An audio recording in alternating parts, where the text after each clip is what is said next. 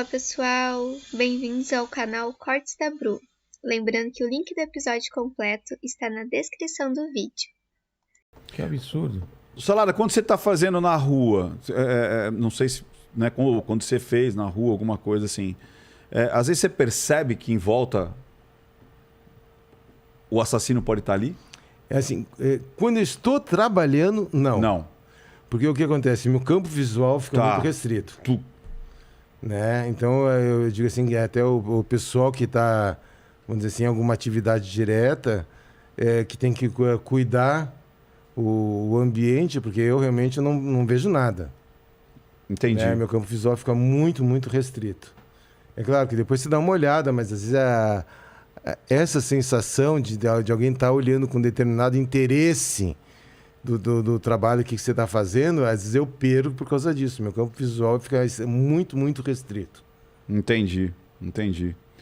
Porque eu estava... lógico, não na perícia, mas o pessoal que já chega e já começa ali a especular, ou fazer perguntas, muitas vezes dizem que tem aquele olhar estranho, né? Aquele olhar meio... Já aconteceu uma vez, eu estava fazendo no local, só que foi o pessoal ligou pro distrito, né?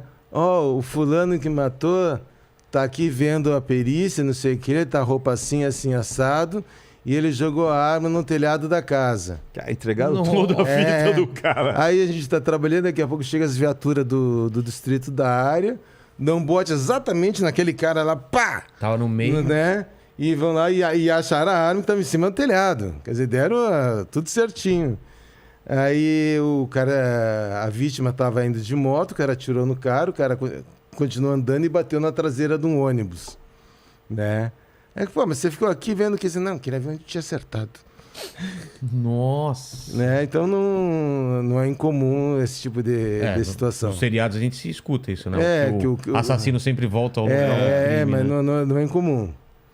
Não é incomum, né? Ô, Mandíbula, o que o pessoal do chat tá falando aí? Manda uma pergunta pra gente. Cara, tem bastante coisa. Eu mandei algumas pra você aí também. Você mandou aqui no meu Asus? Mandei, beleza, mas uma pergunta legal que eu separei aqui, do MRP Android, ele perguntou o seguinte... Legal é o que você acha, né? A gente não sabe se é legal ainda. Na sua opinião. Achei interessante, tá, desculpa. Então tá bom. A pretensão. Mas eu achei bem interessante. Ele pergunta, por que alguém gostaria de se casar ou de se relacionar com uma pessoa psicopata que matou alguém, comprovado que tem padrões de matança e depois de preso? A pessoa que tá presa, às vezes, é as pessoas que mandam carta, querem visitar e tal. Legal. Porque acontece, né? Não, eu perguntaria também, essa pessoa passou por uma avaliação para ver se ela também não tem alguma coisa fora do lugar?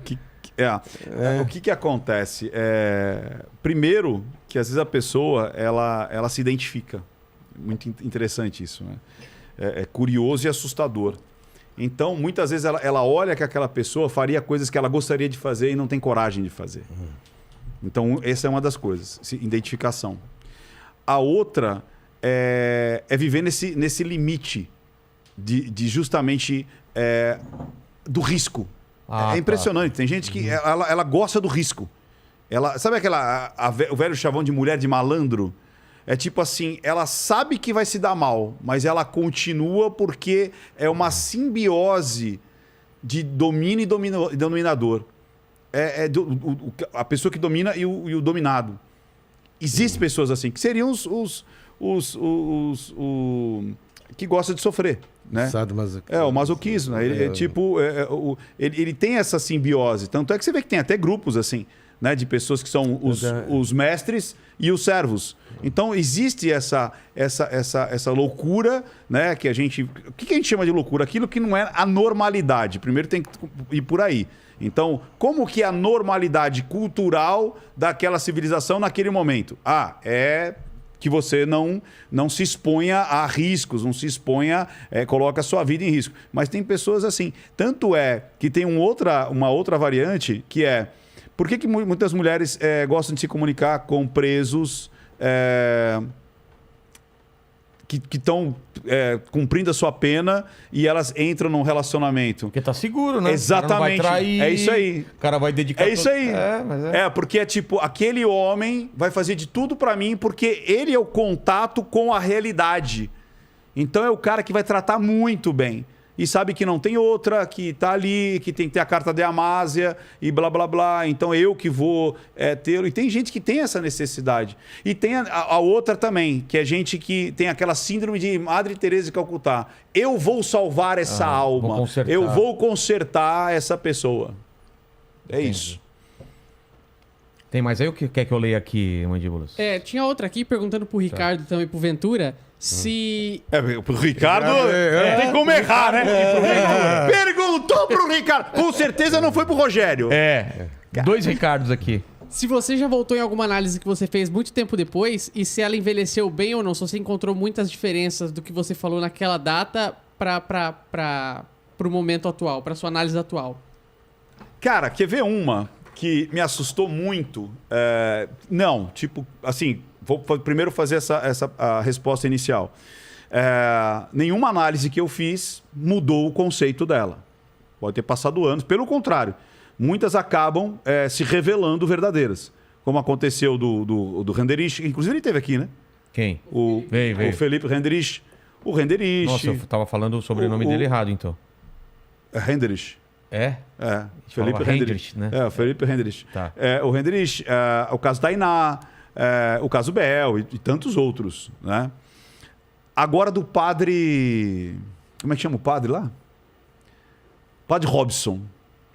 O padre Robson, quando eu fiz a análise do padre Robson, que acho que já tem mais de um ano, eu falei assim, gente, ou o Ministério Público já tinha provado, já tinha provas substanciais que o cara tinha desviado dinheiro e tudo mais. E eu falei, cara, eu sempre falo, eu não vou mentir, eu não vou desviar, eu vou ler o que está aqui. Tanto é que eu tomei muita bordoada por conta do caso Tainá, do caso Renderich e outros tantos. Eu falei, ou esse cara é inocente, ou ele é um dos caras mais frios que eu analisei até hoje. Mais do que Charles Manson, porque Charles Manson é maluquinho, mais que o Ted Bundy, mais que o Jeff Dahmer, mais que o Maníaco do Parque, porque o cara é de uma frieza que eu nunca vi na vida.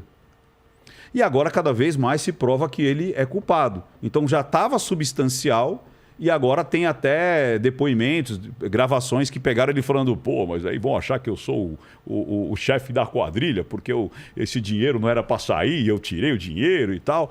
Então é um que me deixou muito impactado quando eu fiz e cada vez mais mostra que realmente ele é um cara extremamente frio.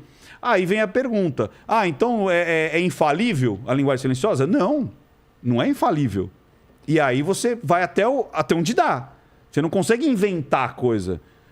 É aquele negócio, engenheiro de obra pronta tá fácil, né? Tá culpado, beleza, agora eu faço análise. E ali me assustou muito, porque já existia provas contundentes materiais que ele era culpado, mas eu não via coisas substanciais, porque ele era de uma tranquilidade muito, muito grande. Tá. Posso ler aqui, Mandíbula? Pode. JP Atlanta. Aqui nos Estados Unidos a polícia está criando perfis com DNA de crimes e entrando no banco de dados de site de mapeamento genético familiar para tentar encontrar suspeitos ou parentes próximos. É polêmico, mas funciona. O que acham disso? Olha, eu acho que tudo é válido. No Brasil, infelizmente, vem aquela situação que é invasão de privacidade, um monte de desculpa furada, porque o Estado acho que não tem condições ainda de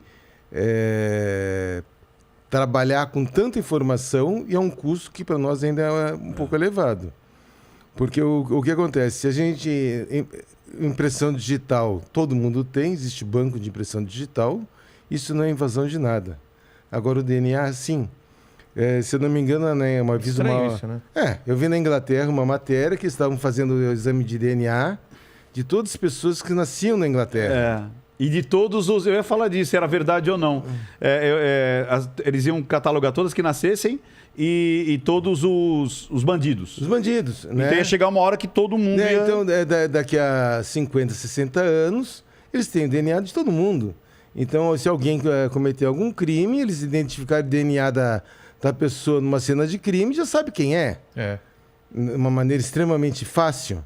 né? Então é claro que você investe hoje para daqui a 30, 40 anos, sei lá quantos anos você ter.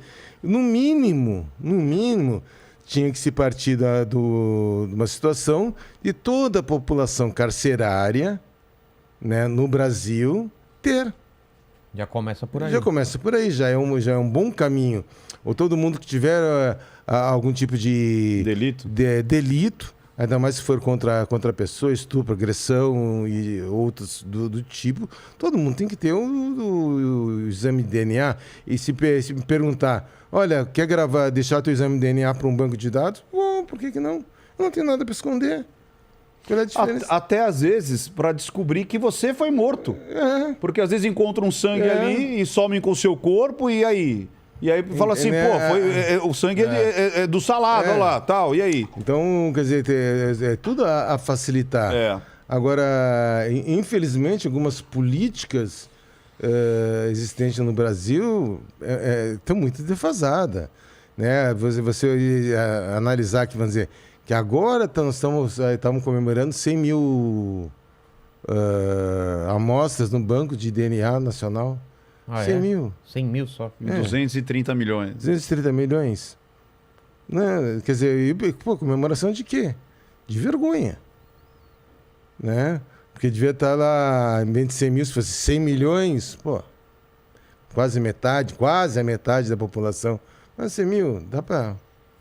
Isso é muito pouco. Daí o pessoal quer que você esclareça crime, que você tenha toda uma série de resposta para a sociedade, sendo que o legislativo não faz nada. Vamos dizer, se a gente pensar no absurdo que, embora estejamos caminhando para uma situação diferente, mas ainda o registro de impressão digital ainda é estadual.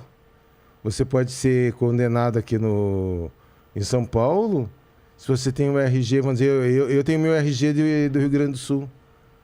E tem outro aqui em São Paulo, com outro número, com tudo diferente. Outro número? Sim, porque é estadual. Que doideira. Eu morava em Porto Alegre, minha certidão de nascimento era de São Paulo, morava em Porto Alegre, fiz um RG lá, voltei a morar em São Paulo, fiz um RG aqui em São Paulo. Não é unificado ainda? Não é unificado. Então, se por uma questão de RG, olha, fulano de RG tal está procurado. No outro estado eu não estou. Entendi. Né? Ainda somos assim, mas estamos caminhando a passos lentos passos lentos sempre para a unificação.